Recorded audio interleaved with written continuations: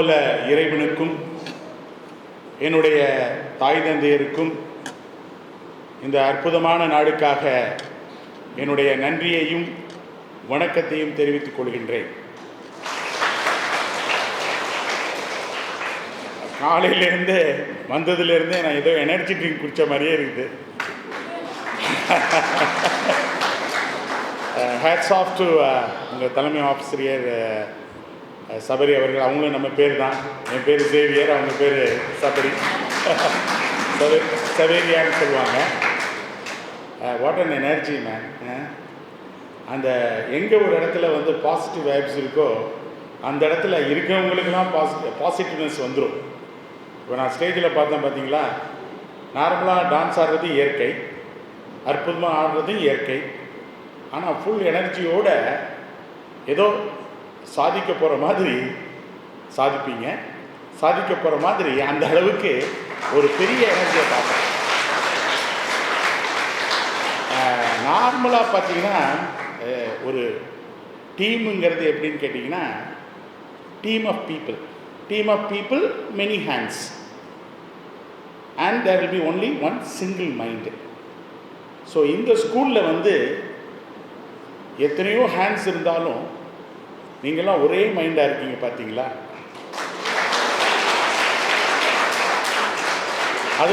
அதுதான் வாழ்க்கையில், அதுதான் நம்ம வாழ்க்கையில் சக்ஸஸ் வரும்.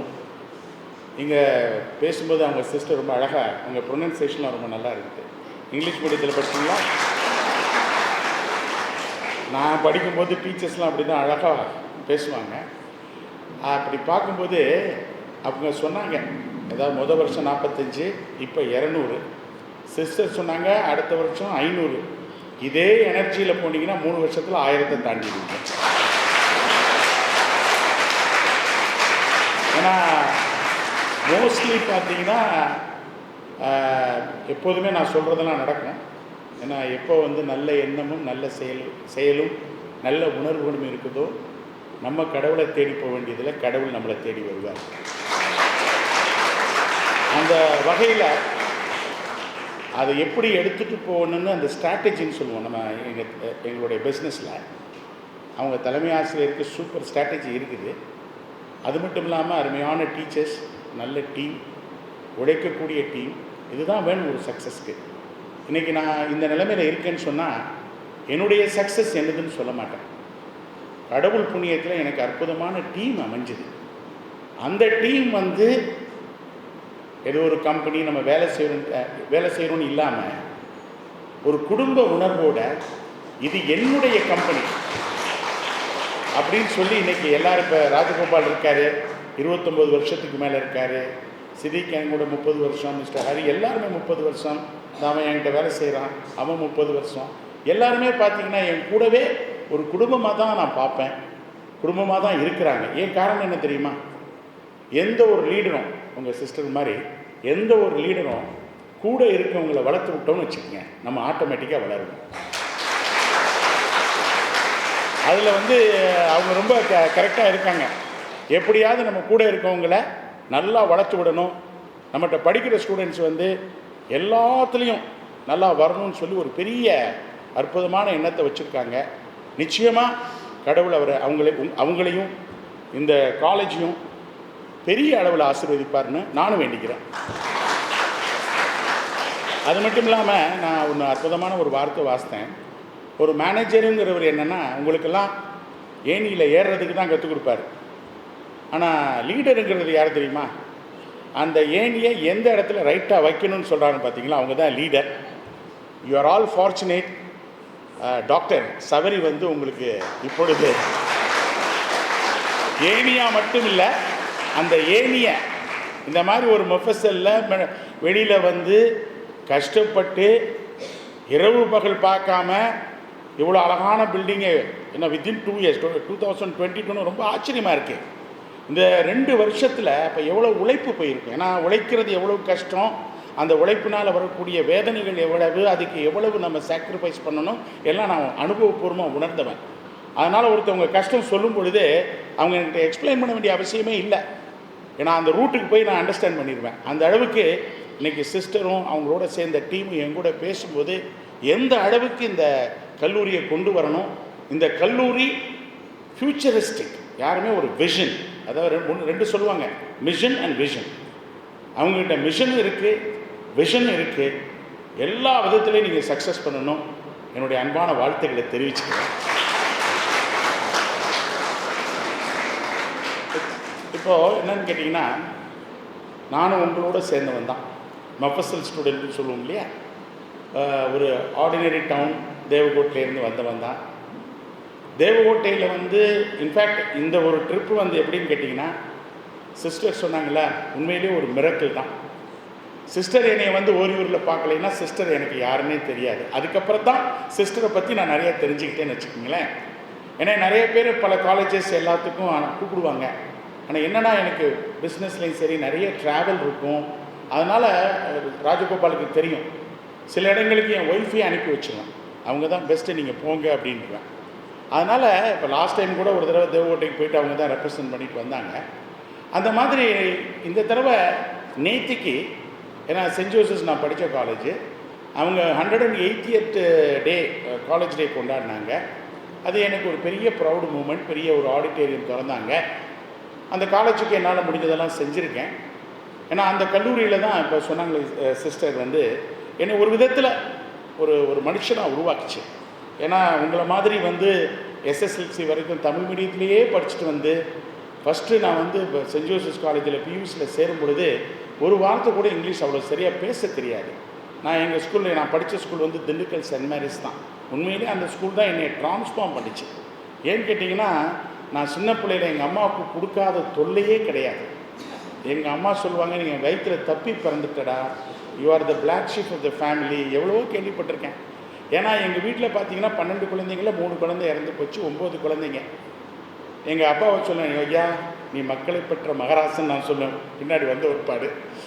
அப்போது அந்த அளவுக்கு வந்து எங்கள் அம்மாவுடைய டெடிக்கேஷன் தான் எங்களை வந்து இந்த அளவுக்கு உயர்த்தியிருக்குன்னு நான் சொல்லணும். ஏன்னா நான் ஒருத்தன் தான் அவ்வளோ பிரச்சனைகள் கொடுத்துட்ருப்பேன். ஆனால் என்னென்னா, 6ஆம் கிளாஸ் வரைக்கும் எனக்கு ஸ்லிப்பர் போட்டு பழக்கம் இல்லை. இந்த மாதிரி வெயிலில் நடந்து எங்கே பார்த்தாலும் ஓடிக்கிட்டு அப்படியே சுற்றிக்கிட்டு அப்படியே இருக்கிறது தான் என்னுடைய வழக்கம். அந்த மாதிரி ஒரு சூழ்நிலையில் வளர்ந்துட்டு, உண்மையிலே நான் என்னுடைய இதில் கூட ஸ்பீச்சில் சொல்லியிருக்கேன், நான் வளர்ந்த வீட்டில் கூட டாய்லெட் கூட கிடையாது. எனக்கு டாய்லெட்னு தெரிய வந்தது 11th ஸ்டாண்டர்ட். நம்ம போர்டிங் ஸ்கூலில் சேர்ந்த ஒரு பாடு தான் டாய்லெட்டில் போகணுன்னு சொல்லி எனக்கு தெரியும். அந்த அளவுக்கு ஒரு கஷ்டமான ஒரு ஃபேமிலி. ஆனால் எங்களுக்குள்ளே என்ன தெரியுமா, பிரதர்ஸ் சிஸ்டர்ஸ் எல்லாமே பாய் போட்டு ஒன்றா தான் நம்ம படுப்போம். எங்களுக்குள்ளே எங்கள் அம்மா சொல்லுவாங்க, டேய் அன்பு ஒன்று தான் நம்மளையெல்லாம் இணைக்கும், அன்புக்கு விலையே கிடையாது. அன்பு இருக்கிற இடத்துல எங்கள் அம்மா சொல்லுவாங்க, நீ பணத்தால் வந்து நீ பணக்காரனாக இருக்க வேணாம், பணத்தால் நீ பணக்காரனாக இருக்க வேணாம், மனசால் நீ பணக்காரனாக இருடா, அது போதும், வாழ்க்கையில் ஜெயிச்சிடலான்னு சொல்லுவாங்க. எங்கள் அம்மா அடிக்கடி சில நல்ல விஷயங்கள் சொல்லுவாங்க. ஏன்னா இவங்கள மாதிரி எங்கள் அம்மா 35 வருஷம் டீச்சராக இருந்தாங்க பெத்தாலாட்சி பெண்கள் உயர்நிலைப் பள்ளியில். அவங்க ரொம்ப ஸ்ட்ரிக்டாக இருப்பாங்க எங்கள் அம்மா, என் பிள்ளைங்கிட்டையும் சரி குழந்தைங்கிட்டையும் சரி. ஏன்னா எங்கள் அம்மாவுடைய ஒரு பெரிய டெடிக்கேஷன் தான் இன்றைக்கி வந்து மன உறுதி எடுப்பச்சு. சிஸ்டருக்கு எவ்வளோ சேலஞ்சஸ் வந்ததுன்னு சொன்னாங்க. அது கவர்மெண்ட்டாக இருக்கட்டும், லோக்கல், எல்லாத்தையும் ஃபேஸ் பண்ணக்கூடிய ஒரு சக்தி என்னென்னா, இவங்களும் எங்கள் ஊர் சைடு தான். அந்த ஊர் சைட்லேருந்து வர்றவங்களுக்கெல்லாம் ஒரு நான் சொல்லுவேன், பாவர்ட்டி இஸ் தி பவர்னு சொல்லுவேன். எங்கெல்லாம் வந்து ரிசோர்ஸஸ் இல்லையோ அங்கே தான் நம்மளுக்கெல்லாம் ஒரு பெரிய சக்தியே இருக்கும். நம்ம பணக்கார வீட்டு பசங்களாக பிறந்தோம்னா நிச்சயமாக பெர்ஃபார்ம் பண்ண மாட்டோம். ஏன்னா அப்பா சம்பாரித்து வச்சுட்டார், வி பிகம் பேம்பர்ட் சைல்டு. ஆனால் ஒன்றுமே இல்லாதங்கிறப்ப தான் நம்ம பெர்ஃபார்ம் பண்ணி காட்டணும், நம்ம ப்ரூவ் பண்ணி காட்டணும், ஒரு வெறியோடு இருப்போம். நீங்கள்லாம் அப்படி தான் இருக்கிறீங்க. இப்போ ஸ்டேஜில் பார்க்கும்போதே அதே மாதிரி உங்களை என்ட்ரன்ஸில், ஏன்னா இது லிமிட்டெட் குரூப்பு தான். என்னையை பொறுத்தளவில் நான் லைஃப்பில் ரொம்ப குவான்டிட்டி பார்க்க மாட்டேன், குவாலிட்டி தான் பார்ப்பேன். இந்த காலேஜை பொறுத்தளவு குவாலிட்டி க்ரௌடு நீங்கள். ஸோ அந்த மாதிரி வந்து எங்கள் அம்மா எனக்கு தெரிஞ்சு எப்படி எனக்கு அந்த உறுதி வந்ததுன்னா, எங்கள் அம்மா வந்து ஒரு செகண்ட் கிரேட் டீச்சராக தான் ஆரம்பித்தாங்க. அதுக்கப்புறம் அப்படியே காலேஜில் கிராஜுவேஷன் பண்ணாங்க. அவங்களுக்கு 3 பிள்ளை இருக்கும் பொழுது கிராஜுவேஷன் படிக்க ஆரம்பித்தாங்க. 6வது பிள்ளை வயிற்றில் இருக்கும் பொழுது கிராஜுவேஷன் முடித்தாங்க. அப்புறம் பிஎட் முடிக்கணும்னு சொன்னாங்க. 8வது பிள்ளை இருக்கும்போது மெட்ராஸில் வந்து வயிற்று பிள்ளையோட மெட்ராஸ் பிஎட் காலேஜில், அப்போல்லாம் பிஎட் காலேஜ் நிறைய கிடையாது.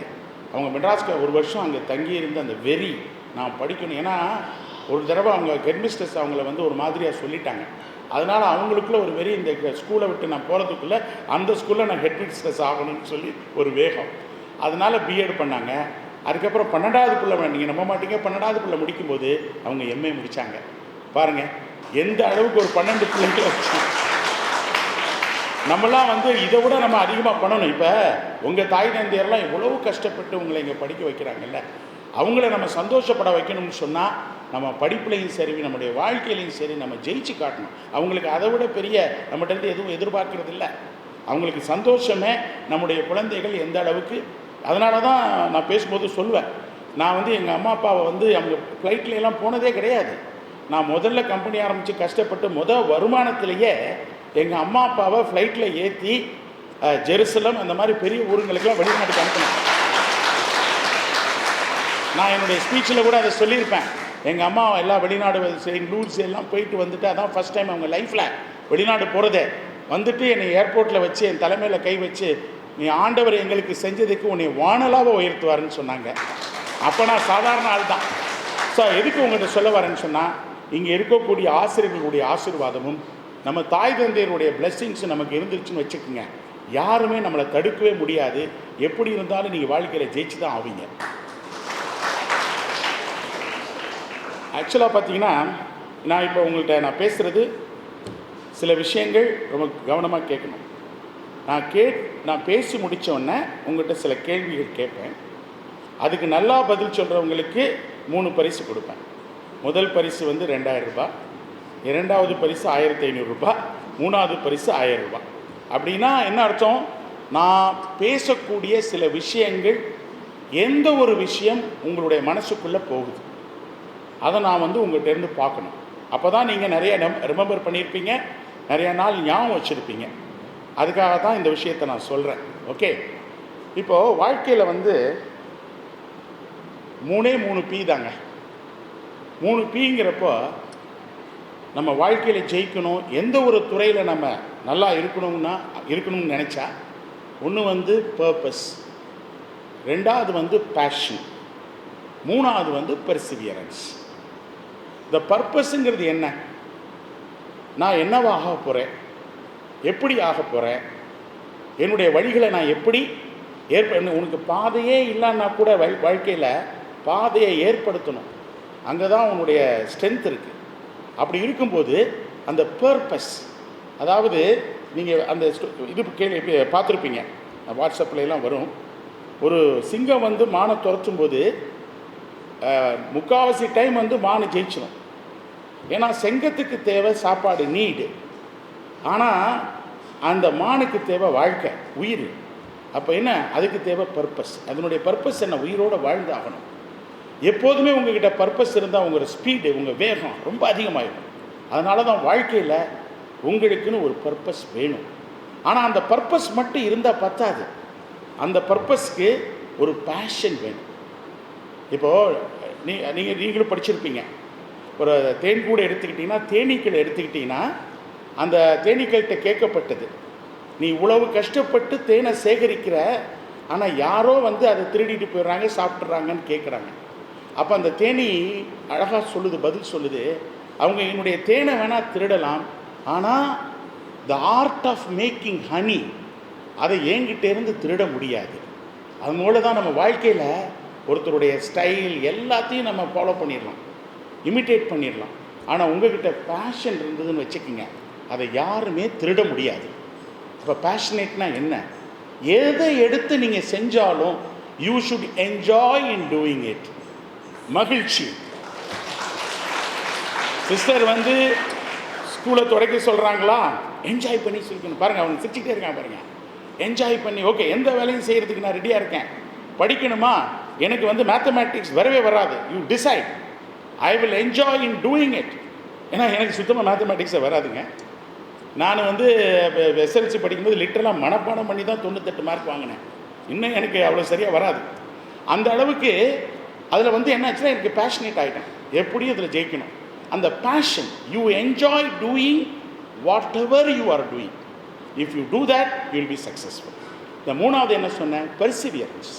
வாழ்க்கையில் நமக்கு தேவை விடாமுயற்சி தாங்க. உங்களுக்கு தெரியும், Winston Churchill one of the most important leaders of the world. அவருக்கு எப்போதுமே ஒரு பெரிய ஸ்பீக்கர். அவருடைய பேச்சுகளெல்லாம் நீங்கள் கேட்டிங்கன்னா அற்புதமாக இருக்கும். அந்த ஸ்பீக்கர் வந்து ஒரு தடவை வந்து ஆக்ஸ்போர்ட் பல்கலைக்கழகத்தில் அவரை வந்து பேச சொல்கிறாங்க. அவர் எப்போதுமே தொப்பி வச்சுருப்பார், சிகரெட் வச்சுருப்பார், ஒரு மாதிரி கோட்டு போட்டிருப்பார். அவரை கூப்பிட்டப்போ அந்த அந்த பேச்சுக்கு போகிறார். ஆக்ஸ்போர்டில் போயிட்டு தொப்பி சிகரெட் எல்லாத்தையும் எடுத்து வச்சுட்டு எல்லாரும் இப்படி பார்க்குறாரு. பார்த்துட்டு வாழ்க்கையில் விடாமுயற்சி வேண்டும் அப்படின்னு சொல்லிட்டு தொப்பி எடுத்து வச்சு சிகரெட் போட்டு போயிட்டார். த ஷார்ட்டஸ்ட் எவர் ஸ்பீச் இன் ஆக்ஸ்போர்டு பார்த்தீங்கன்னா இதுதான், வாழ்க்கையில் விடாமுயற்சி வேண்டும். இந்த 3 வார்த்தையை சொல்லிட்டுங்க அவருடைய ஸ்பீச்சையே முடிச்சிட்டார். அதுக்கப்புறம் அந்த பல்கலைக்கழகத்தில் படித்த அத்தனை மாணவர்களும் அந்த பெர்சிவியரன்ஸுங்கிற அந்த வார்த்தையை மனசில் ஏற்றுக்கிட்டு ரொம்ப சிறப்பாக பண்ணாங்கன்னு சொல்லுவாங்க. அதனால் உங்களுக்கு என்ன சொன்னேன், முதல்ல பர்பஸ், 2வது 3வது ஓகே, இது 3 ரொம்ப முக்கியமான விஷயம். அடுத்து என்னன்னு கேட்டிங்கன்னா, இப்போது சிஸ்டர் வந்தாங்க, நம்ம வாழ்க்கையில் வந்து நமக்கு உடம்பு வலிச்சா, அதாவது உடனே தெரியும் நம்ம உடம்பு வலிக்குது அப்படின்னு சொல்லிட்டு எங்கேயோ பிரச்சனை இருக்குதுன்னு சொல்லி. ஆனால் மற்றவர்களுடைய வழிகளை நம்ம பார்க்கும்போது தான் நான் உண்மையான ஹியூமன் பீயிங்காக மாறுறோம். எப்போதுமே அதுக்கு தான் எம்பத்தின்னு சொல்லுவாங்க இங்கிலீஷில். என்ன ஒரு கஷ்டம் வந்தாலும் அடுத்தவங்களுடைய ஷூஸில் நம்ம ஸ்டெப் இன் பண்ணி நாம் அப்படி இருந்தால் எப்படி இருக்குன்னு நம்ம பார்க்க ஆரம்பிச்சிட்டோன்னு வச்சுக்கோங்க, உங்கள் கூட இருக்கவங்க மேலே ஒரு பெரிய கன்சர்னே வந்துடும். அந்த important empathy, stepping in to the shoes of others, அது பண்ணாததுனால நிறைய பிரச்சனைகள் இந்த இளம் வயசில் வந்துக்கிட்டு இருக்கு. So stepping in to the shoes, அதை தான் சார்லி சாப்ளின் ரொம்ப அழகாக சொல்லுவார். அதாவது when the life laughs at you, that means you are if the life is laughs at you, then you are unhappy. If you are happy, the life smiles at you. Whereas when you make others happy, the world salutes you. அப்படின்னா என்ன அர்த்தம்?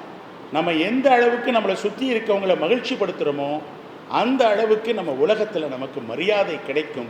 அதைத்தான் இந்த அருட்சகோதரிகள் அவங்க வாழ்நாள் மூலமாக பண்ணிகிட்டு இருக்காங்க. நீங்கள் அனைவரும் அவங்களுக்கு கடமைப்பட்டிருக்கீங்க. அடுத்து நான் ஒரு ஒரு ஒரு சின்ன ஸ்டோரி வாசித்தேங்க. இந்த காலத்து பெண்களுக்கு நான் அதை சொல்லணும்.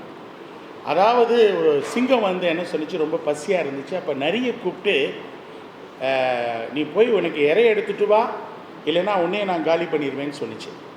அப்போ அந்த நரி என்ன சொன்னிச்சு, செஞ்சிச்சு, போச்சு. அங்கே ஒரு கழுதை இருந்துச்சு. கழுதுகிட்ட போயிட்டு, நீ காட்டுக்கு ராஜாவாகணும்னு சொல்லி சிங்கம் கூப்பிடுது, வரியா அப்படின்னு சொன்னோடனே, கழுதை தானே அது நேராக போச்சு. போனவுடனே உடனே சிங்கம் அதை அட்டாக் பண்ணிச்சு. அட்டாக் பண்ணவுடனே 2 காது போயிடுச்சு. ஆனால் தப்பிச்சிருச்சு நம்ம டாங்கி, கழுதை. வந்தவுடனே அதுக்கு ஒரு கோவம் வந்துருச்சு. நரிகிட்ட சொன்னிச்சு, நான் தான் சொன்னேன் இல்லை நான் வரமாட்டேன்னு. அது சிங்கம் என்னை அடித்து கொல்ல பாய்ச்சேன். இல்லை உன் காது 2ஐயும் ரிமூவ் பண்ணது எதுக்கு தெரியுமா? நீ கிரீடம் வைக்கும்போது உனக்கு வலிக்கக்கூடாதுன்னு சொல்லிட்டு. அப்படியா செஞ்சிச்சு, உனக்கு கிரீடம் வேண்டும் அப்படின்னுச்சு. சரின்ட்டு நீ கண்டிப்பாக திருப்பி வாரியா அப்படின்னோடனே அதுவும் நரியோட போகுது சிங்கத்தை பார்க்க. இப்போ சிங்கம் இன்னும் கொஞ்சம் வேகமாக அடிக்குது. அடித்தா வால் போயிடுச்சு. அடாடா வந்துட்டு அதுலேயும் தப்பிச்சிருது, வந்துடுது. வந்த ஒரு பாடு என்ன ஆகுது, அங்கே அவங்க கேட்குது, நான் பார்த்தியா நான் வரமாட்டேன்னு சொன்னேன், அது இதுன்னு சொல்லி நீ பொய் சொல்லி கூட்டிகிட்டு போனேன் பார்த்தியா? இல்லை, உன்னை ஏன் வால் அடித்தது தெரியுமா? நீ சிம்மாசனத்தில் உட்காரும்போது உனக்கு வலிக்கக்கூடாது, அதனால தான் நான் வாழை அடிச்சிருக்குது. அதனால் நீ ஒன்றும் கவலைப்படாத, உனக்கு சிம்மாசனம் வேணும், கண்டிப்பாக வரணும். இதுவும் அதை யோசித்துட்டு தலையாட்டிக்கிட்டு சிங்கத்திட்ட போச்சு. சிங்கம் ஒரே அடித்து அதை காலி பண்ணிடுச்சு. காலி பண்ண ஒரு பாடு நிறைய கூப்பிட்டு, நீ போய் என்ன பண்ண, இதனுடைய உடம்பெல்லாம் பிரி, இதயம் மூளை கல்லீரல் என்னென்ன இருக்கோ எல்லாத்தையும் பிரித்து தோலை உரித்து என்கிட்ட எடுத்துகிட்டு வா, நான் நல்லா சாப்பிடணும்னு சொல்லித்தான். இது போன இடத்துல நிறைய எல்லாத்தையும் உரிச்சு கொண்டு வருது. அதில் மூளை மட்டும் மிஸ்ஸிங். ரொம்ப கோவம் வந்துடுது சிங்கத்துக்கு. நிறைய பார்த்து, என்ன மூளையை மட்டும் காணாம மற்றதெல்லாம் இருக்குது அப்படின்னோடனே, தலைவரே அந்த கழுதைக்கு மூளை இருந்தால் எதுக்கு இங்கே வந்திருக்க போது? அதுக்கு மூளையே இல்லை. அதனால தான் திருப்பி திருப்பி திருப்பி திருப்பி உங்ககிட்ட வந்து உதவ வாங்கிச்சு. அதுக்கு மூளையே இல்லை தலைவரேன்னு சொன்னிச்சான். இதில் 2 விஷயம் இருக்குதுங்க. ஒன்று வந்து எப்படின்னு கேட்டிங்கன்னா, நம்ம எப்போதுமே நமக்கு கிடைச்சது இதுக்கு மேலே கிடைக்குமா, இதுக்கு மேலே கிடைக்குமா அப்படின்னு சொல்லி நம்ம ஆசைப்பட்டுக்கிட்டே போகிறோம் பாருங்கள். திருப்தி இல்லாத வாழ்க்கை. அதனால தான் நமக்கு நிறைய டென்ஷன் வருது. இது இல்லைன்னொன்னே அது ஒழுங்காக காதை வாங்கினதோடு போயிருக்கணும். அதை விட்டுட்டு எனக்கு உனக்கு நல்லா கிரீடம் வேணும் அப்படின்னு சொன்னவொடனே ஆசைப்பட்டு போச்சு. பாலு போனவனையாவது போயிருந்தால் உயிர் போயிருக்காது. உனக்கு சிம்மாசனம் வேணும், சிம்மாசனம் வேணும். இப்படி தான் நம்ம வாழ்க்கையில் எதுக்கு ஆசைப்படக்கூடாதோ அதுக்கு ஆசைப்பட்டு ஏமாந்துடுறோம். இன்னொன்று தெரியுமா, ஒரு தடவை ஏமாந்தா நீ ஏமாந்தவன், 2-3 தடவை ஏமாந்தேன்னா உன்னை ஏமாந்தவன் நான் சொல்ல மாட்டேன், நீ பைத்தியக்காரன். இன்றைக்கி பெண்கள் அப்படி தெரியுமா, எவ்வளவுதான் இருந்தாலும் சில பேர் பேசுகிற பேச்சை வச்சு மயங்கிடுறது. மயங்கும் போது என்ன சொல்கிறது, ஒரு தடவை அடிபடும் போது கூட புத்தியில் ஏறுறதில்ல. திருப்பி திருப்பி பிரச்சனைகளை தலைமையில் போட்டுக்கிட்டு கடைசியில் அவங்க வாழ்க்கையே இழந்துடுறாங்க. அதுக்கு உங்களுக்கு புரியுதா? ஒன்று சொல்கிறேன், உங்களுக்கு ரொம்ப சாதாரணமாக சொல்கிறேன். இப்போ யாரை ட்ரஸ்ட் பண்ணணுங்கிறதுக்கு ஒரு அற்புதமான உதாரணம் என்ன தெரியுமா? வாழ்க்கையில் வந்து சுகரும் உப்பு ஒன்றா தான் இருக்கும், கரெக்டுங்களா? வெள்ளையே தானே இருக்குது. உங்களுக்கு எது சுகரு எது உப்புன்னு தெரிஞ்சுக்கணும். இந்த காலத்தில் பெண்களுக்கு வந்து நிறைய சேலஞ்சஸ் இருக்குது. அதுக்காக தான் இதை சொல்கிறேன். Not only satisfaction but also you have to be careful in trusting people. அந்த ட்ரஸ்ட் இல்லாததுனால தான் நிறைய இடத்துல நிறைய விஷயங்கள் எது சுகர் எது உப்புன்னு பிரிக்க தெரியாததுனால தான் பெண்களுக்கு இன்னும் இந்த காலகட்டத்தில் அதிகமான சேலஞ்சஸ் வந்துட்டுருக்கு. அதை நம்ம ரொம்ப கேர்ஃபுல்லாக நம்ம மனசில் வச்சுக்கணும்னு சொல்லி, அது மட்டும் இல்லாமல் அது அன்றைக்கி ஒரு பேப்பரில் பார்த்தேன். ஒரு பெரிய ஆக்ட்ரஸ் வந்து உங்களுக்கெல்லாம் தெரியும், ஸ்மிதாவா, சில்க் ஸ்மிதா. அந்த சில்க் ஸ்மிதாவை பற்றி சொல்லும் பொழுது அந்த அம்மா வந்து தற்கொலை பண்ணது தப்பு. ஏன்னா அவங்க வந்து ஸ்ட்ராங்காக இருந்திருக்கலாம். 39 வயசில் தற்கொலை பண்ணுறாங்கன்னா அதுக்கு என்ன காரணம் ரொம்ப அழகாக சொல்லுது அந்த இன்னொரு ஆக்ட்ரஸ். அது என்ன சொல்லுது, இந்த அம்மா அப்பா அம்மாவை விட்டு பிரிஞ்சு வந்துட்டு உறவினர்கள்லாம் வேணான்னு சொல்லி வந்துட்டு தனிமைப்படுத்தியதன் காரணத்தினால கூட இருக்கவங்க அந்த பொண்ணு மேலே அட்வான்டேஜ் எடுத்துட்டாங்க. அதனால அந்த பிரச்சனையை தாங்க முடியாமல் யாருமே இல்லாமல் இருந்ததுனால தான் அந்த ஸ்ட்ரெஸ்ஸு வந்து அந்த அம்மாவை வந்து தற்கொலைக்கு தூண்டிடுச்சு. அப்போ சொல்கிறாங்க, சொந்தக்காரங்க கூட இருந்தாலும் கொஞ்சம் தான் திருடுவாங்க. ஆனால் நம்ம சொந்தங்களே வேணாம், தாய் தகப்பனே வேணான்னு சொல்லி நம்ம ஒதுங்கி இருக்கும்போது உங்கள் கூட வர்றவங்க உங்களை யூஸ் பண்ணுவாங்க. அதனால் உங்களுடைய வாழ்க்கையில் நிறையா பிரச்சனை வரும்னு சொல்கிறாங்க. அதனால தான் யாரும் எதுவும் சொன்னால் கூட ஆண்களை விட பெண்களுக்கு தான் நிறைய ஆபத்துகள் அதிகமாக இருக்குது. அப்படிங்கிறப்போ உங்கள் விஷயத்தில் ஒவ்வொரு காரியத்தையும் நீங்கள் மனசில் ஏற்றுக்கணும். அதை எப்படி நம்ம தீர்க்கமாக ஆலோசித்து செய்யணும். அதுக்கு தான் உங்களுக்கு காம்னஸ் வேணும். Calmness is really the power. அமைதி. எந்த ஒரு சூழ்நிலையிலையும் அமைதியாக மனசை கட்டுப்படுத்தி யோசிக்கணும். எதையும் அவசரப்பட்டு முடிவெடுக்கக்கூடாது. அதுக்கு தான் சொல்லுவாங்க, when you are happy don't make any decisions.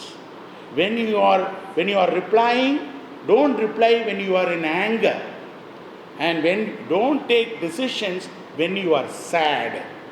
வருத்தமாக இருக்கும் பொழுது தயவு செய்து எந்த டெசிஷனையும் எடுக்காதீங்க, அது தப்பாக தான் போகும். அதுக்கு ஒரு டைம் கொடுங்க. The calmness will take you nearer to your sound decision. அதனால தான் எப்போதுமே மனசை ரொம்ப காமாக வச்சுக்கணுங்கிறது வாழ்க்கையில் ரொம்ப முக்கியமான விஷயம். அதுக்கப்புறம் பார்த்திங்கன்னா, நம்மக்கிட்ட வந்து எவ்வளோ விஷயங்கள் நம்ம வாழ்க்கையில் நடந்துக்கிட்டே இருக்கும். நம்ம சுற்றி எவ்வளோ விஷயங்கள் நடந்துக்கிட்டே இருக்கும். ஆனால் நம்ம என்ன பண்ணணும், அந்த விஷயங்களை வாங்கிக்கணும். அந்த விஷயங்களை வாங்கிக்கிட்டு அது எது நல்லது படுதோ அதுக்கு தான் நான் சொல்வேன். நீங்கள் காலேஜில் இருக்கும்போது build all your competencies.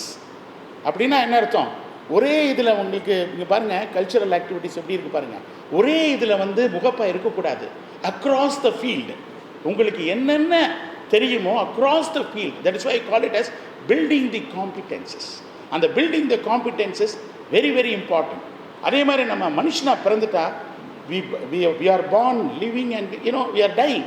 That's not life, that's not purpose, but we have to create our own brand. நீங்கள் சொன்னீங்களே, ஒரு தேவகோட்டையிலேருந்து ஒரு ஆர்டினரி ஃபேமிலியிலேருந்து பிறந்து, அதுவும் திருச்சியில் படிச்சுட்டு, இங்கிலீஷ் மீடியம் இல்லாமல் தமிழ் மீடியத்தில் படிச்சுட்டு, அதுக்கப்புறம் மெட்ராஸ்க்கு போய் எம்காம் படித்து, இந்த பிஸ்னஸ்ஸே எனக்கு தெரியாது, எங்களுடைய பரம்பரையிலே தான் ஃபஸ்ட்டு ஜென்ரேஷன், அந்த மாதிரி ஒரு ரிஸ்க் எடுத்து 20,000 ரூபாயை வச்சு 5 பேரை வச்சு 500 ஸ்கொயர் ஃபுட்டில், இந்த மாதிரி தான் காலேஜ் எப்படி சின்ன லெவலில் சிஸ்டர் ஆரம்பித்தாங்க, அதுதான் நம்பிக்கை. அந்த 500 இதில் வந்து நாம் ஆரம்பிச்சுட்டு, இன்றைக்கி எனக்கு நேரடியாக இந்தியாவில் வந்து 6,000 பேர் வேலை செய்கிறாங்க, இன்டைரக்டாக எனக்கு 10,000 பேர் வேலை செய்கிறாங்க. நான் உங்களை மாதிரி தான் ஒரு சாதாரண குடும்பத்தில் புவர் ஃபேமிலியில் பிறந்தவன், ஒரு சின்ன கிராமத்தில் தான் வளர்ந்தவன். நேற்று கூட அங்கே சிஸ்டர்ஸ் ரொம்ப நாளாக கூப்பிட்டதுனால நான் படித்த பள்ளிக்கு போயிருந்தேன். அது முன்னாடி 8ஆம் கிளாஸ் வரைக்கும் இருந்தது தேவகோட்டையில், இப்போ 5ஆம் கிளாஸ் ஆயிடுச்சு. பார்க்கவே பரிதாபம், அந்த பில்டிங்கே நான் தான் பண்ணி கொடுத்தேன். பார்க்கவே பரிதாபமாக இருந்தது இந்த குழந்தைங்களுடைய நிலைமையெல்லாம் பார்க்கும்போது. அப்போ பழைய நினைவுகள்லாம் எனக்கு வந்துச்சு. அப்படி ஒரு அந்த மாதிரி ஒரு ஸ்கூலில் வந்து எனக்கெல்லாம் கிளாஸில் உட்காந்து பழக்கமே இல்லை 7ஆம் கிளாஸ் வரைக்கும். அப்படிலாம் இருந்தப்போ எனக்கு வந்து சென்ட் மேரிஸில் வந்தப்போ தான் ஒரு ஃபாதர் என்னை என்கரேஜ் பண்ணி, இப்போ எப்படி சிஸ்டர் உங்களையெல்லாம் பண்ணுறாரு பாருங்க. அவங்க சொன்னாங்க ஒரு வார்த்தை, நான் இந்த பொண்ணுங்களையெல்லாம் நிறைய எக்ஸ்ட்ரா கரிக்குலர் ஆக்டிவிட்டீஸில் என்கரேஜ் பண்ணுறேன்னு சொன்னாங்க. ஏன்னா நான் அடிதடி, வேகம், வெறி, எவனை எடுத்தாலும் அடிக்கிறது, பல்ல உடைக்கிறது, இப்படி இருந்த டைமில் உங்கள் ஆசிரியர்கள் மாதிரி தான், சிஸ்டர் மாதிரி தான் அங்கே ஒரு ஃபாதர் இருந்தார். அந்த ஃபாதர் என்ன பண்ணார், ஏன்டா இப்படி பண்ணுற, உங்கள் வீட்டில் எல்லாருமே நல்லா படிக்கிறாங்க, நீ ஒருத்தன் தான் எப்போ பார்த்தாலும் பிரச்சனை பண்ணுற அப்படின்னு சொல்லி, படிக்கணுன்னா தூங்கிடுவேன். அப்புறம் அவர் கொண்டாந்து எனக்கு காப்பி கொடுப்பார். எனக்கு ஆச்சரியமாக இருக்கும், படிக்காதவனை அடிக்கிறதுக்கு பதிலாக காப்பி கொடுக்குறாருன்னா எனக்கு அடி வாங்கி தான் பழக்கம். அப்படிப்பட்ட ஒரு நிலையில் ஒருத்தர் வந்து எனக்கு காப்பி கொடுக்குவாங்க, ஓகே அப்படின்னா ஒரு நாள் கூப்பிட்டாரு. என்கிட்ட வந்து எப்போதும் இண்டிபெண்டன்ஸ் டேயில் உங்களுக்குலாம் தெரியும், ஒவ்வொரு கிளாஸ்லேருந்து ஒருத்தர் பேசணும். ஏன்னா எங்கள் வீடுகளில் எல்லோரும் நல்லா பேசுவாங்க. அப்போ அதை எழுதி கொடுக்குறாரு. இது நான் ஒரு ஸ்பீச்லேயும் சொல்லியிருக்கேன். அந்த இதில் வந்து அந்த பேப்பரில் வந்து ஒரு 2 பேப்பர் எழுதி கொடுத்தாரு. இண்டிபெண்டன்ஸ்னால் காந்தி தாத்தா வழக்கமாக எழுதி கொடுப்பீங்களே, சிஸ்டர்ஸ்லாம் எழுதி கொடுக்குற மாதிரி அதெல்லாம் கொடுத்தாரு. ஒன்று சொன்னார், 10 தடவை படிச்சுக்க, மனப்பாடம் பண்ணிக்க. ஃபாதர், என்ன ஃபாதர் விளையாடுறீங்க, ஒரு 4 பேரை போய் தட்டிட்டு வர சொல்லுங்கள், நான் தட்டுறேன். இதை போய் படிச்சுட்டு போய் மனப்பாடம் பண்ணி, அது இத்தனை பேர் அவன் ஏற்கனவே நீ கேலி பண்ணிகிட்டு இருக்கானுங்க, ஒன்றுக்கு தேர மாட்டேன்னு சொல்லி. ஏன்னா கபடிக்கு போனால் அந்த லைனை விட்டு வெளியே இழுத்து போடுறது தான் என் வேலை. அதுதான் எனக்கு பெருமை. ஏன்னா நம்ம சக்தியை காட்டணும்னு சொல்லி அதில் நிறைய பேருக்கு காலில் சராஞ்சு போயிடும். இதுக்கு அங்கே பஞ்சாயத்து வச்சுட்டு இருப்பாங்க. அந்த மாதிரி நேரத்தில் ஃபாதர் வந்து நீ வந்து இதை படுறா அப்படின்னாரு. சரி ரொம்ப, ஆனால் ஒன்று சொன்னார், படுறா அவனுக்கு நல்ல சாக்லேட் தரேன். ஏன்னா அங்கே ஏன்னா நான் படித்த காஸ்ட்டில் ரொம்ப மோசங்க. அந்த இட்லி இருக்குது பாருங்கள், அவ்வளவு கனமாக இருக்குது, எடுத்து அடிச்சுன்னா மண்டை உடைச்சு. நாங்கள்லாம் பிணையிறதுக்கு அவ்வளவு கஷ்டப்படுவோம். அதில் ஒரு எலும்பு குழம்பு ஊற்றுவான் பாருங்கள், வாழ்க்கையில் ஏப்பம் வந்துக்கிட்டே இருக்கும். அதெல்லாம் மறக்கவே முடியாது. ஏன்னா ஃபீஸே ரொம்ப கம்மி தானேப்பா. சிஸ்டர் வந்து பாருங்கள், நிறைய பேர் ஃபுல் ஃபீஸ் கட்டுறீங்களா என்னன்னு தெரியல. ஏன்னா நம்ம கஷ்டப்பட்ட ஃபேமிலி. அப்படி இருக்கும்போது அதெல்லாம் வச்சு தான் அவங்க மேனேஜ் பண்ணி இந்த மேனேஜ்மெண்ட்டை ஓட்டுறாங்க. அது மாதிரி அங்கேயும் எங்களுக்கு வந்து பார்த்திங்கன்னா குறைஞ்ச ஃபீஸு. அதனால் அவங்க என்ன போடுவாங்க, சில சமயத்தில் மஞ்சள் கலரில் ஒரு உப்புமா வருங்க. அதை பார்த்தோன்னே, ஏன்னா உங்களுக்கு போடுறாங்களா, எனக்கு பக்குன்னு இருக்கும். என்னடா அது, அதை வேறு குழி பறித்து அதில் இருந்து எலும்பு குழம்பு. இந்த எலும்பு குழம்புங்கிறது 7 நாள் வரும். அதுக்காக தான் நான் என்ன பண்ணுவேன் தெரியுமா, அடிக்கடி எனக்கு சிக்காயிடுச்சுன்னு எங்களுக்கு சிக் ரூம் இருக்கான். அந்த சிக் ரூம் போனால் எனக்கு பன்னு இதெல்லாம் கொடுப்பானுங்க. இதுக்கு அடிக்கடி நான் சிக்காக போகிறத பார்த்து ஃபாதர் சொன்னேன், அது எப்போ அவனுக்கு 15 நாளைக்கு ஒரு சிக்னஸ் வருது, இந்த பன்னு சாப்பிட்றதுக்கு போறியா அப்படிம்பாரு. அது மாதிரி அவர் ஃபாதர் எழுதி கொடுக்குறாரு. நான் எங்களுக்கு அந்த இண்டிபெண்டன்ஸ் டே வருது. வந்த உடனே என்னென்னா, சரி நம்ம டேர்ன் வந்துருச்சுன்னு சொன்ன உடனே, கிட்டத்தட்ட அந்த ஸ்கூல் பெரிய ஸ்கூல், 6,000 ஸ்டூடெண்ட்ஸ் இருந்தாங்க. அது கிரவுண்டில் தான் நடந்துச்சு. அப்போ நான் ஸ்பீச் ஆரம்பித்து அது ஸ்பீச் 3 நிமிஷம் தான். பேசுகிறதுக்கு முன்னாடி எல்லாரும் ஊன்னு கத்துறாங்க. என்ன வந்துச்சோ ஏது வந்துச்சோ தெரியல, எனக்குள்ளே இருந்து ஒரு வேகம். பேசி முடித்தோன்னே பார்த்தீங்கன்னா என் காதில் கேட்டது அந்த 6,000 பேரை தட்டின கைதட்டல் தாங்க.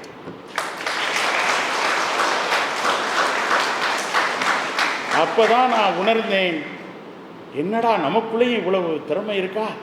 அப்போ அந்த திறமையை நம்ம எவ்வளவு நாள் மிஸ்யூஸ் பண்ணிவிட்டு, எதையுமே என் அப்பா அம்மா சொன்னதை கேட்கல, டீச்சர் சொன்னதை கேட்கல, அடிதடியிலே இருந்துட்டேனே.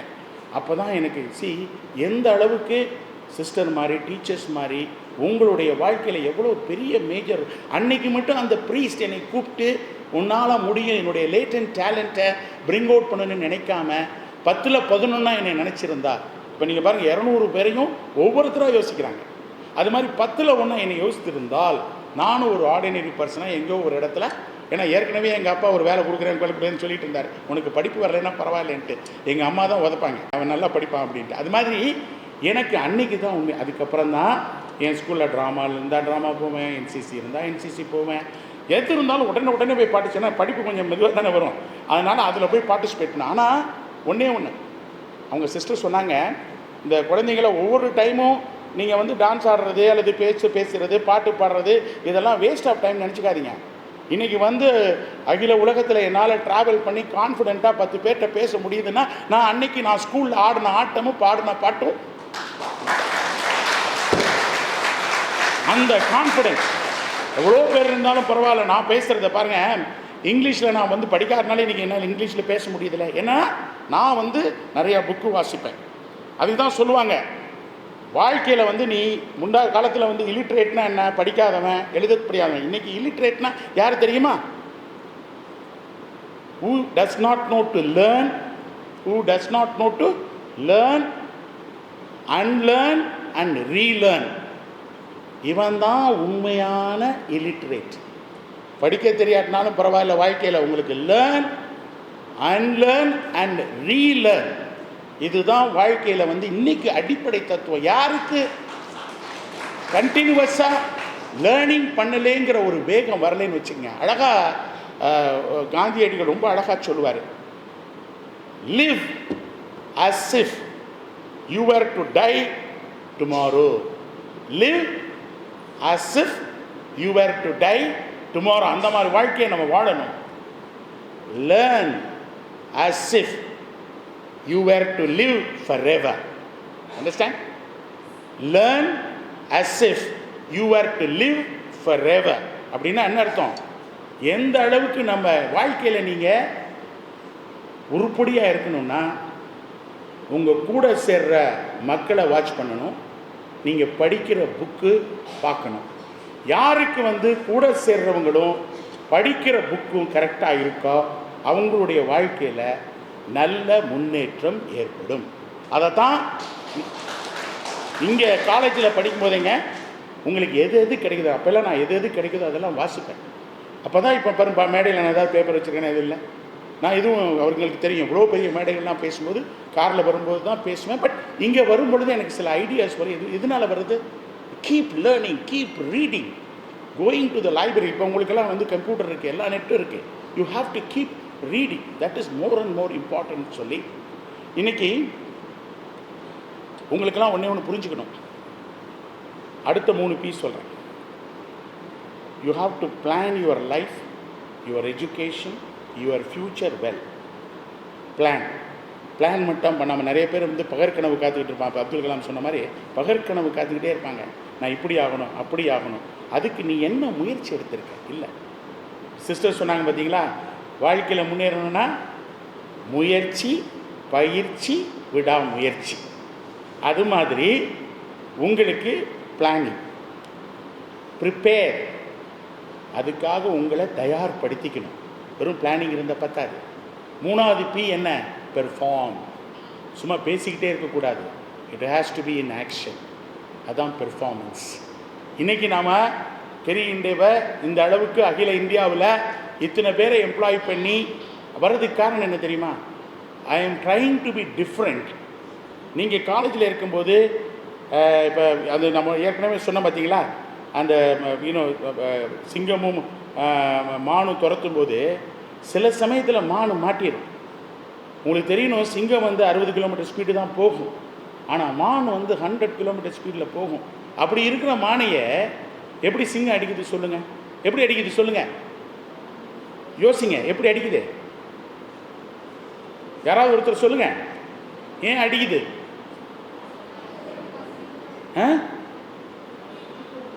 கேட்கலங்க, சத்தமாக சொல்லுங்க. எனர்ஜி இருக்கணும், சிஸ்டர் இருக்க எனர்ஜி இல்லை. அது பர்பஸ் வேற, அது முடிஞ்சு போச்சு. இப்போ நான் சொல்றது வேற.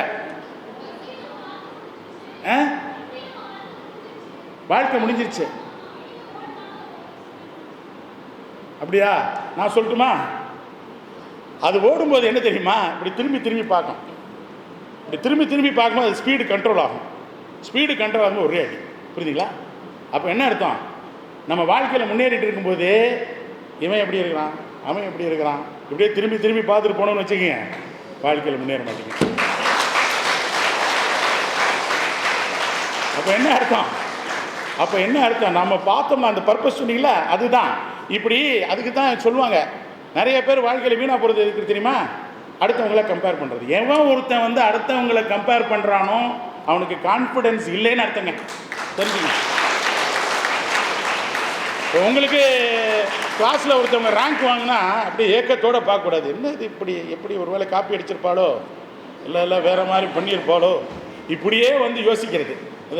ஒரு மாதிரி நெகட்டிவாக எதிர்மறையாக இது பண்ணுறது. ஆனால் அப்படி இல்லாமல் இவன் எப்படி ஃபஸ்ட் ரேங்க் வாங்கியிருப்பா, என்ன டெக்னிக் யூஸ் பண்ணியிருப்பா. நான் எம்காம் படிக்கும்போது ஒரு சின்ன இன்சிடென்ட். சிஸ்டர் டைம் ஆகுதா?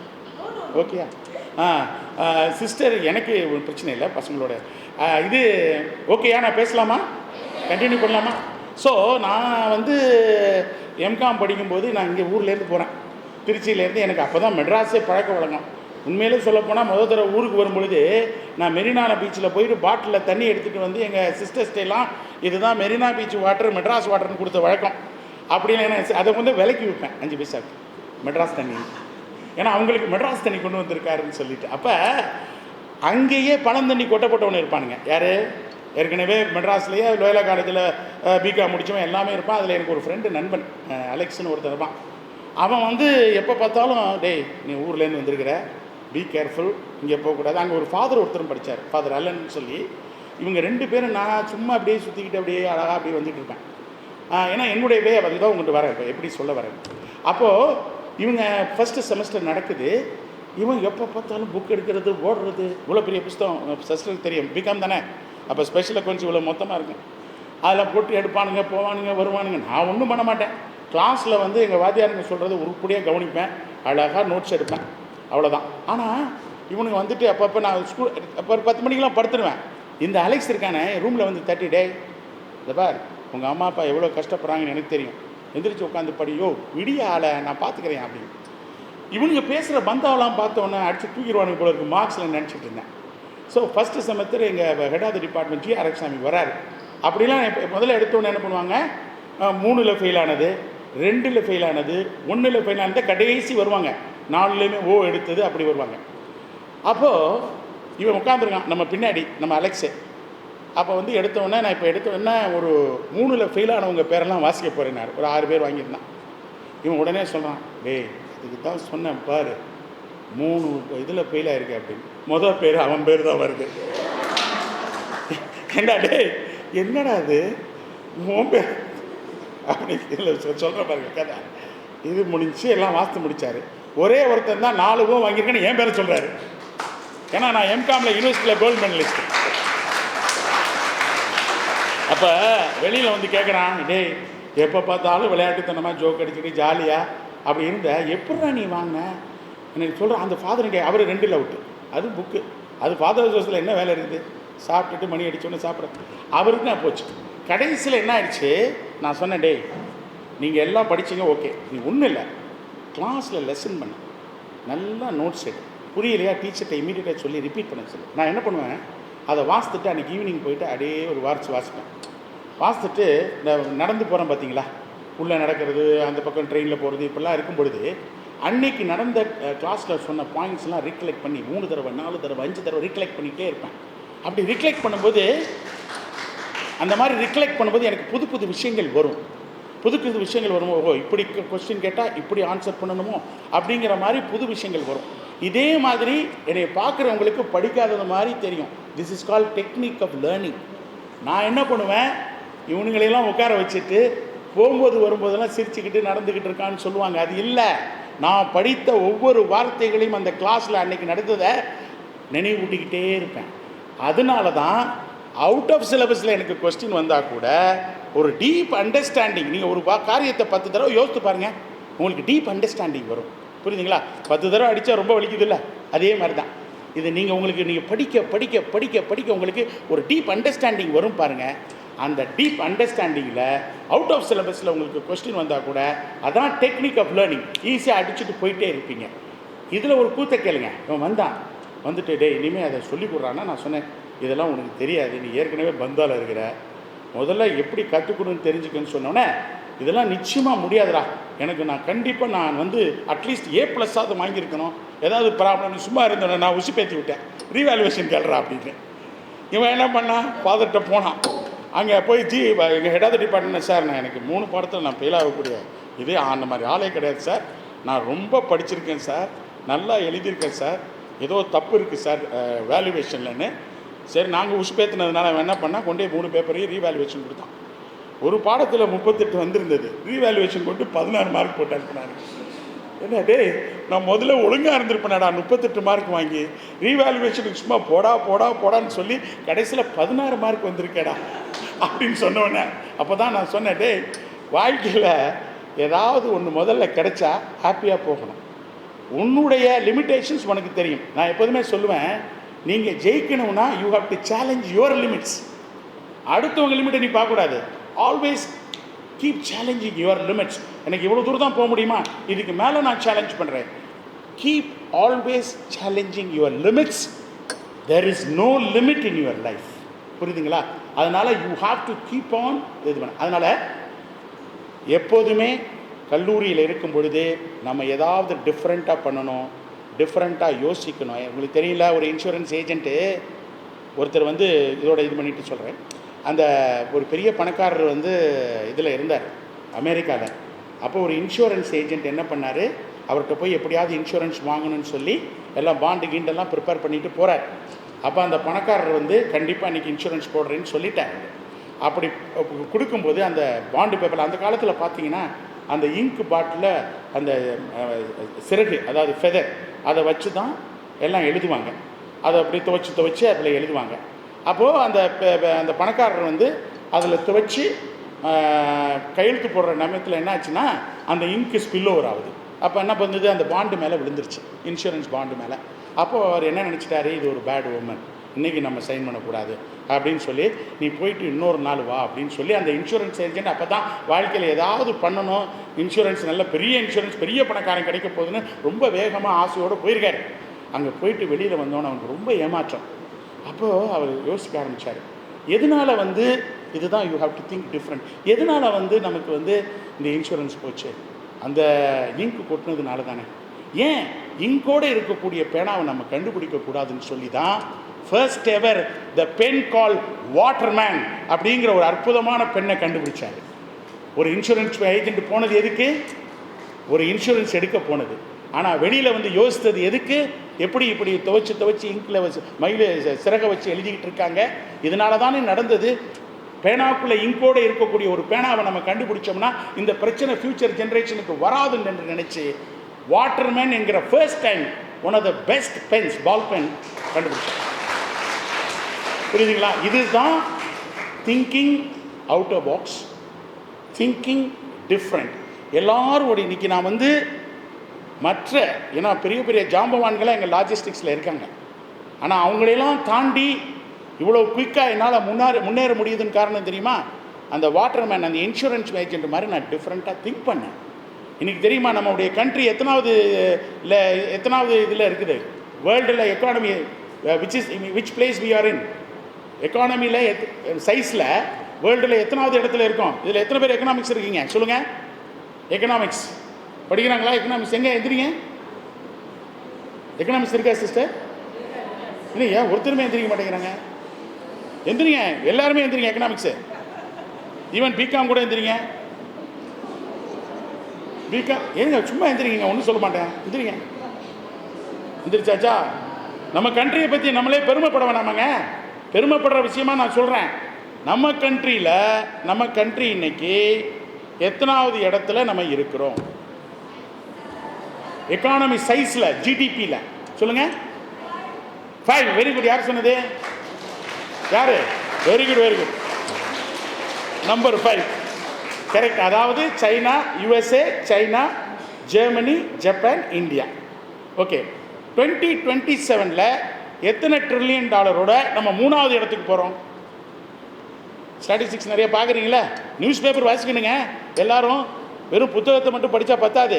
நாளைக்கு IAS, IPS அல்லது UPSC காம்படிட்டிவ் எக்ஸாம்னா நான் உட்காந்து அப்போ காம்படிஷன் ரிவ்யூ விடாமல் எந்த எக்ஸாம் இருந்தாலும் பாஸ் பண்ணிடுவேன். அது மாதிரி நீங்கள் அந்த மாதிரி ஜெயிக்கணும்னு சொன்னால் daily news paper, English news paper, Tamil news பேப்பரை ஒரு ½ hour செலவு பண்ணுங்கள். அதனால் உங்களுக்கு எவ்வளோ நாலேஜ் இம்ப்ரூவ் ஆகும் தெரியுமா?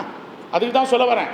சொல்லுங்கள், எத்தனை $1 trillion பிரைம் மினிஸ்டர் எங்கே போனாலும் பேசிகிட்டு இருக்காருங்க. 2027 என்ன ஆக போகிறோம் நம்ம? சொல்லுங்கள்.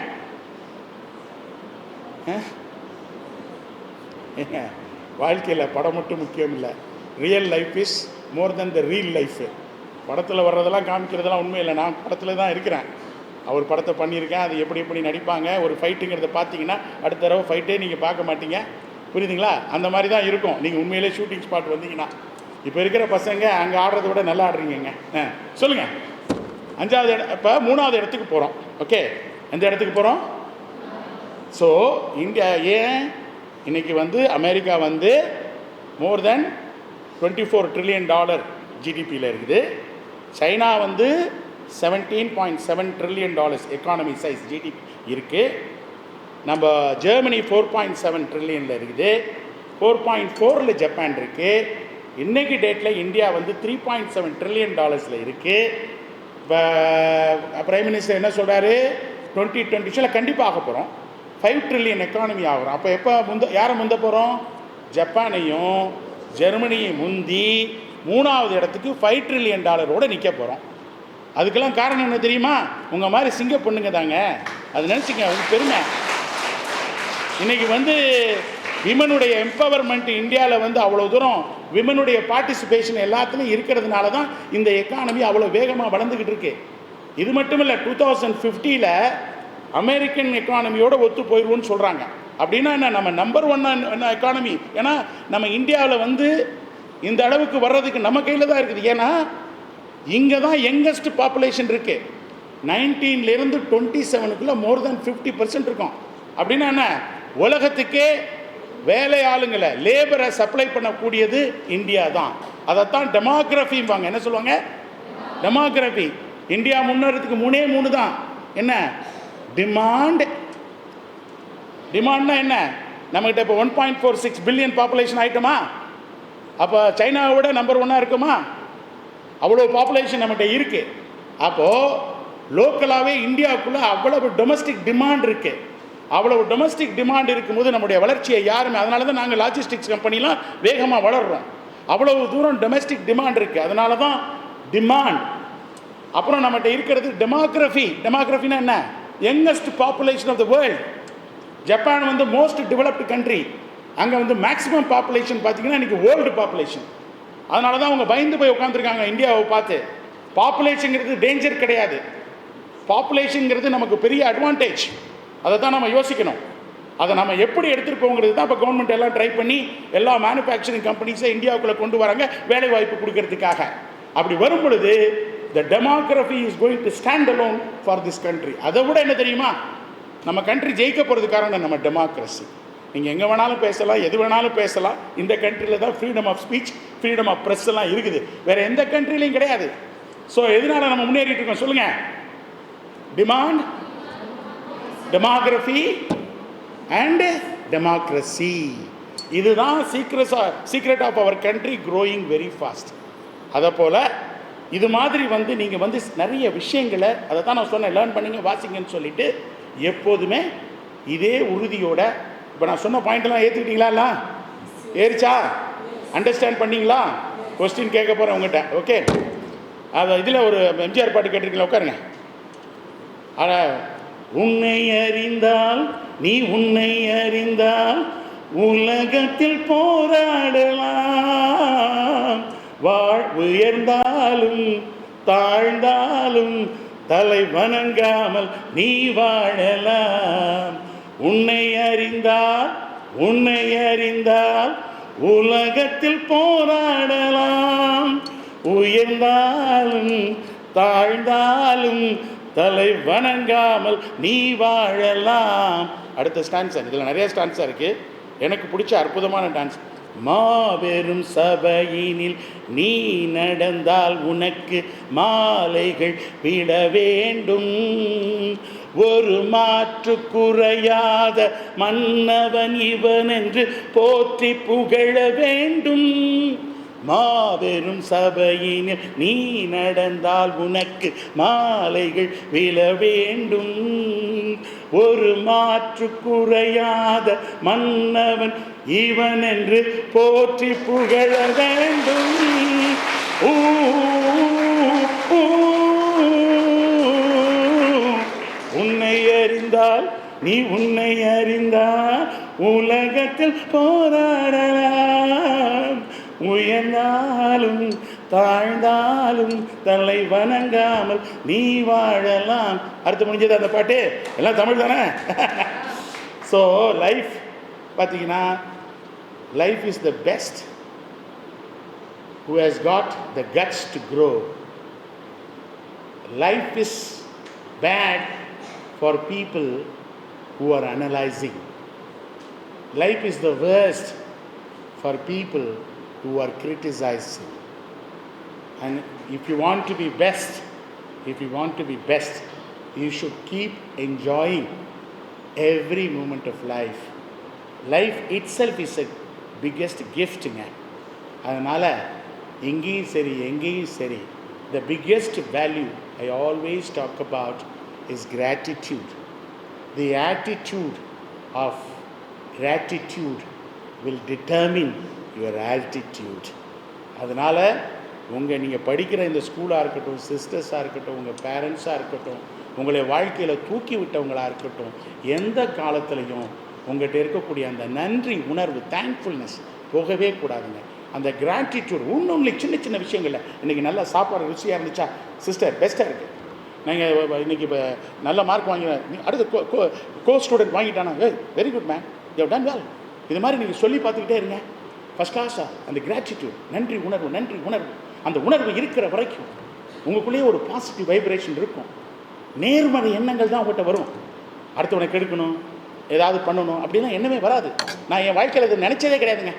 யாராவது வந்து பார்த்தா எனக்கு எதுவும் துரோகம் பண்ணானா அவனை விட்டு ஒதுக்கிடுவேன். ஆண்டவன் பார்த்துக்குவான்னு விட்டுருவேன். சில பேர் சொல்லுவாங்க, என்ன ப்ரூட்டோ, doesn't matter, a man who takes revenge will be avenged. புரியுதுங்களா? a man who takes the revenge will be avenged. அவன் முன்னாடி சுற்றி தெரிஞ்சு நம்ம டைமை தான் வேஸ்ட் பண்ண போகிறான். அவனுக்கு முன்னாடி, that's why I said work hard in silence. Work hard, let your success make the noise. Let your success make the noise. யார் அது ஆன்சர் பண்ணவங்க? யார்?